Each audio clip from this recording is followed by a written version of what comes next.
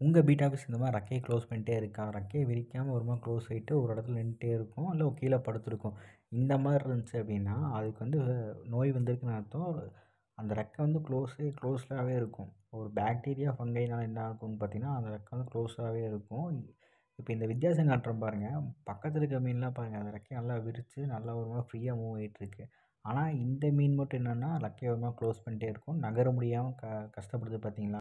தண்ணியை வந்து நம்ம க்ளீனாக வைக்காதனாலையும், தண்ணி வாட்டர் சேஞ்ச் வந்து கரெக்டாக பண்ணாதனாலையும் வரும். அடுத்து என்ன பார்த்தீங்கன்னா கிளைமேட் சேஞ்ச்னாலையும் வரும்.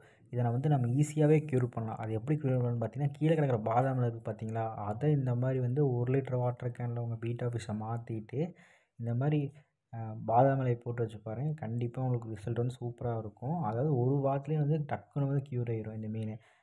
நீங்களே வந்து ஆச்சரியப்படுவீங்க, இந்த ஒரு பாதாம் இலையில இவ்வளோ மகிமை இருக்கா அப்படிங்கிற மாதிரி இருக்கும். அந்த ஒத்த இலை தான், அந்த ஒத்த இலை வந்து பார்த்தீங்கன்னா எந்த மருந்தும் அதுக்கு ஈடாகாது. அந்த அளவுக்கு வந்து சூப்பராக இருக்கும். நான் ரெகுலராக தான் யூஸ் பண்ணிட்டுருக்கேன். பாதாம் இலைய வந்து டிசீஸ் வந்தா யூஸ் பண்ணணும்னு இல்ல.